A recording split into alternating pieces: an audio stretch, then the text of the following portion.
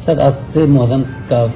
तैयारी चल रहा है, आप द्वारा क्या पुलिस की सुरक्षा व्यवस्था की गई है और ताजीदारों को क्या दिशा निर्देश दिएगा?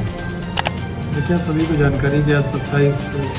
जून से जो मुहर्रम का जो त्यौहार है वो शुरू होगा और इसमें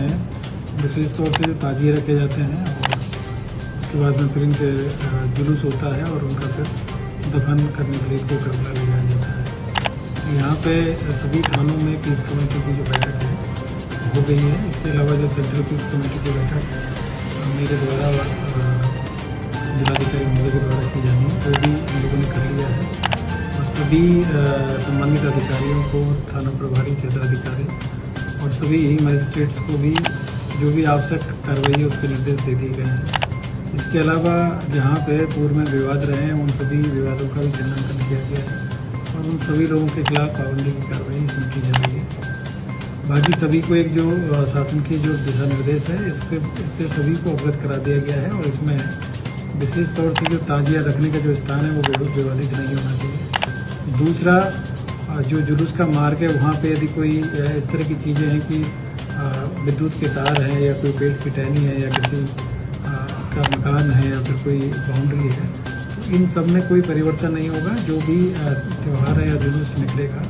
वो जो वर्तमान परिस्थिति है उनके अनुसार इसमें बताया गया सभी को। इसमें किसी प्रकार का परिवर्तन नहीं किया जाएगा, ना तो विद्युत के तार हटाए जाएंगे, ना ही पे कहीं बाउंड्री या कोई इस तरह की चीज़ें होंगी तोड़ी जाएंगी, ना ही कोई पेड़ कटेगा। ये सभी को स्पष्ट शब्दों में बता दिया गया है। और दूसरी चीज़ जो ताजिया है उसकी ऊंचाई को भी लेकर भी एक दिशा निर्देश सभी को बता दिया गया है कि वो 10 फीट के आसपास उसकी हाइट होनी चाहिए, जिससे कि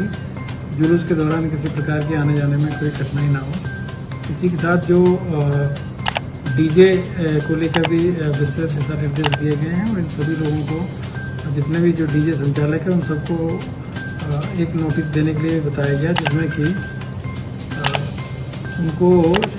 जो निर्धारित जो डेसिबल है उसी पे वो म्यूजिक लगाएंगे और उसमें जो भी संगीत बजाया जाएगा वो त्यौहार से संबंधित होगा, वो धार्मिक संगीत होगा, उसमें कोई फिल्मी गाने या भड़काऊ गाने नहीं चलेंगे। दूसरा, उसमें जो स्पीकर्स वगैरह रखने के लिए जो बताया गया है कि उसकी भी संख्या वो निर्धारित की गई कि 4 से ज़्यादा नहीं होना चाहिए, जिससे कि लोगों को असुविधा ना हो। और उसकी वजह से कई बार होता है कि ज़्यादा स्पीकर रखने की वजह से जो पिकअप है या फिर अन्य जो वाहनों में रखे जाते हैं तो उससे उसकी हाइट बढ़ जाती है। और अभी चूँकि आप सभी को पता है कि ये भी मानसून का समय है और इस दौरान विद्युत के तारों में तो करंट रहता ही रहता है। कई बार ये होता है कि बरसात के दौरान जो आसपास की जो चीज़ें हैं उनमें भी करंट रह सकता है और जो जुलूस वगैरह निकलेंगे तो वो भी बरसात के टाइम पे हो सकते हैं। तो इसमें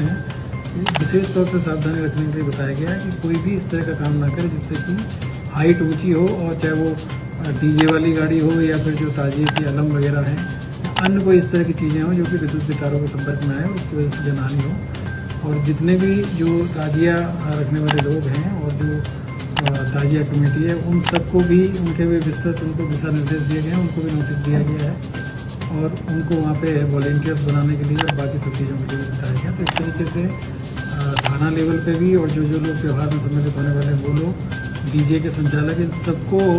जो त्यौहार की जो भी शासन के निर्देश है उनकी प्राथमिकता है उनके बारे में अवगत करा दिया गया है और बाकी जो भी आवश्यक कार्रवाई है वो की जा रही है और सभी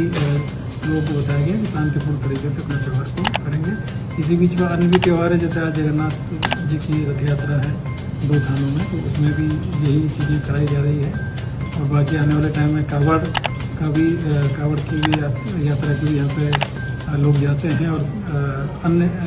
जो राज्यों में भी यहाँ से लोग जत्थे लेके जाते हैं, तो उन सबको भी यही दिशा निर्देश दिए गए हैं और आगामी त्योहारों में उन सब चीज़ों पर लोग शांतिपूर्ण करेंगे। सब कुछ जगह संवेदनशील है, उसको कैसे? देखिए, संवेदनशील जहाँ पे है, मैंने पहले बताया आपको कि जो पूर्व में जो विवाद रहे तो उनमें उन लोगों को पाबंद करने की कार्रवाई की जाएगी। और इस तरह के जो व्यक्ति हैं जो कि त्योहारों का फायदा उठाकर और अनावश्यक रूप से जो जिले की जो कानून व्यवस्था है उनको प्रभावित करने के जो भी जो मानसिकता के लोग हैं उन सबको चिन्हित किया गया है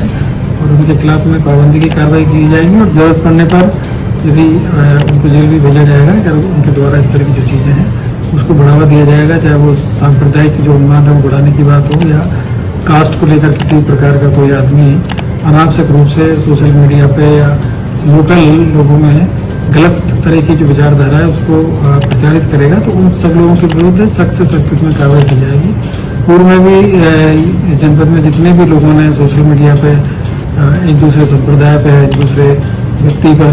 अनावश्यक रूप से धार्मिक किया, इस तरह की जो व्यक्तिगत टिप्पणी की है, उन सबके खिलाफ हम लोगों ने मुकदमे पंजीकृत किए हैं, उनको जेल में भेजा गया है। ऐसे लोगों को कोर्ट में पाबंद भी किया गया है। तो उन लोगों को चिन्हित किया गया है कि उस तरह के जो लोग हैं, यदि वो बाहर है तो कोई इस तरह की जो टिप्पणी ना करे जिससे कि